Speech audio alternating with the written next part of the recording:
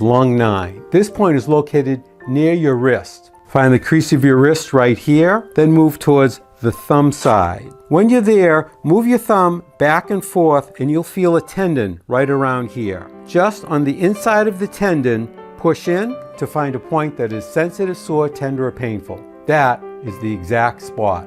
Activate this point by rubbing the ear quickly 5 times. Take a break for count of 5 and repeat 4 more times. It might look like this.